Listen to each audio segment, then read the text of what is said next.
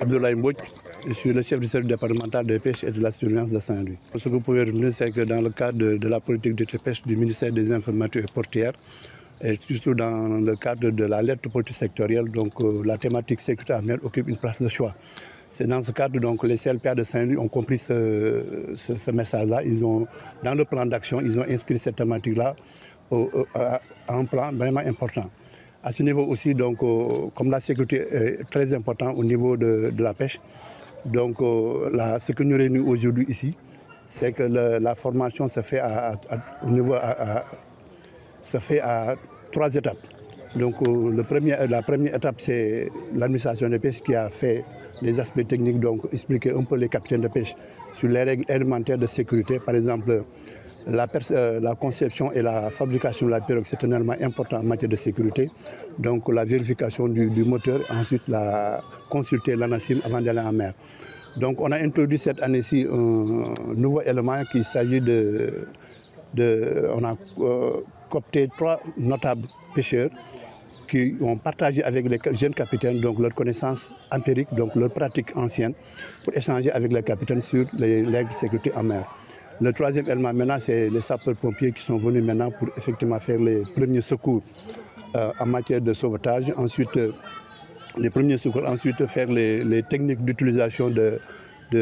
l'extincteur. Ensuite, expliquer aux jeunes capitaines comment extinguer un feu qui s'est déclaré au niveau de la pirogue.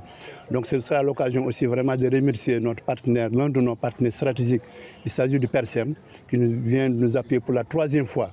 dans le cadre de cette formation en matière de sécurité des pêcheurs artisans. Et vous savez que donc, dans la politique des pêcheurs, je l'ai dit tantôt, donc la sécurité des pêcheurs occupe une place de choix parce qu'avant de parler de la pêche, il faut d'abord sécuriser les pêcheurs pour vraiment bénéficier de tous les avantages qui viennent après tout ça. Oumar Ben Khatab Dieye, coordonnateur conseil local de la pêche artisanale. Nous avons formé ñi nga xamné tay noy sunu ay doom di sunu ay jarbaat nek ay capitaine ak ay second capitaine. Té ci biir loolu rek bala may def dara ñëpp xam nañ ni CLPA dafay liggéey ci dans la cogestion te it mënuñu def dara yëkkati suñu kàddu te gërëmanu administration bi nga xam ni mooy nekk les premiers secours du ñu jàppale. te loolu bu ma waxee inspecteur régional rek jàpp naa ni wax naa départemental wax naa chef de poste bi wax naa ñeneen ñi leen di encadré. Vraiment nu nekk nag benn lëkkaloo boo xam ni ànd bu rafet la entre le CLPA et le service de pêche. loolu lii initiative bi dafa nekk initiative boo xam ni vraiment répété nañ ko 3 fois bii mooy 3e fois bi parce que boo xoolee tey matériel de pêche lu muy jar plus de 30 millions 40 millions nga mën ko seetaan mu mën lakk ba jeex kon dama jàpp ni loolu ay solution mën na mën a am solution yi muy amee mooy fexe ba di utiliser ay inspecteurs mais nag utiliser ay inspecteurs wala gaal yi di am inspecteur comment utiliser nan lañ koy defaree nan lañ koy utiliser ci loolu nañ doon tàgg ak xale yi ba vraiment wax dëgg yàlla mu nekk formation boo xam ni vraiment formation bu mucc ayib la parce que dañu toll ci jamono boobu. comme ni ko inspecteur waxee léegi rek fexe nañu aussi ba intégré ñi nga xam ne tey jii nooy sages yi nooy suñu mbokku mool yi fexe leen ba leen maanaam boole ci formation yi mu nekk formation yoo xam ni aussi ñoom it li ñu dund nga xam ne tey li naan le temps passe le monde évolue li ñu dund. maanaam man ka jox seen ay doom ak seen ay jarbaat mu nekk loo xam lu am solo mais it loo mën gis ci àddina lu nekk it am na ku see jàpp am na lu koy sabab tey bu ma nee DPSP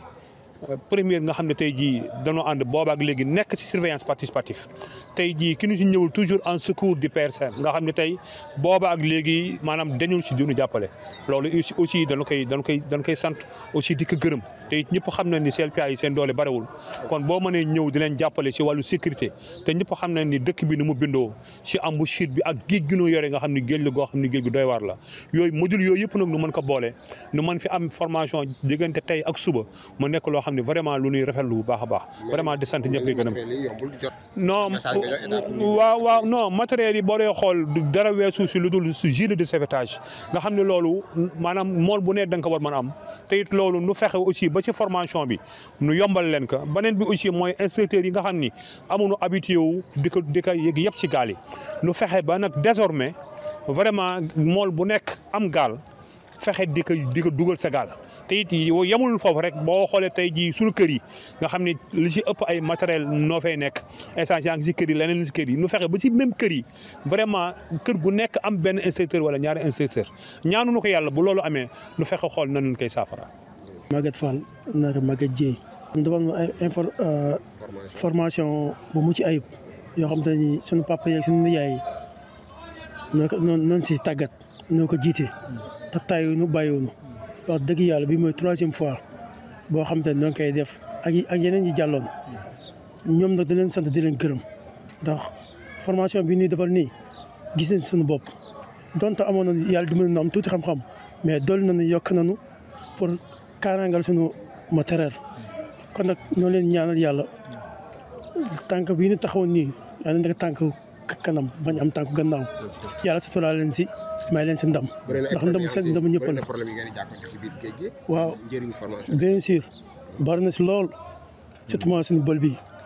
te ñoom tamit ñoo ngi siy liggéey te ñun da leen ñaanal yàlla may leen si ndam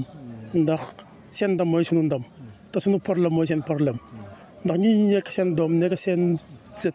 nekk seen jarbaat doxuñu si dara lu tànku pees bi am kanam am tànkuwaay kanam ñu gis suñu bopp ndax napp gi métti na lool ba na fa xasal ak rëq-rëq waaye ñoom ñii lu nekk na nga koy dégg waaye pour napp gendar askanu gendar gis seen bopp si bépp si napp beeg si wàllu gilet yeeg wàllu kaaraange beeg sécurité beeg lépp ñoo ngi si taxaw dina si dimbali tey su leen neexoon ne xale yi amuñu jot ñooy wut lu ñu daan seen doole wut lu ñu sakk seen ndimbal ak seen waajur ak njaboot gi waaye ñoom tamit nag ñoo dimbali si benn côté ñooy def seen kettunaay kattan dina jàppale ici la du nga xeeb donte ngaa ku nekk war nga am sécurité ak inspecteurs yeeg lépp nag ñoom ñoo ngi see taxaw pour ñu am kaaraange ba si sapeur pompier yi nga xamante ni amaana nga sax xëy na danaan amul woon njëriñ si mool mais am na njëriñ si mool ndax am na loo xam ne dolli nañu si te xamuñu ko woon boo nekkee si géej nekk si danger boo xamante ni boo leen wooyee jot leen ndax ñoom am nañ léegi boto kon alhamdulilah rabbil alamin ñu ñaan yàlla def jàmm te may leen doole ñoom ñi nga xam te tey ñoo fi taxawal. yal na leen yàlla may ndam.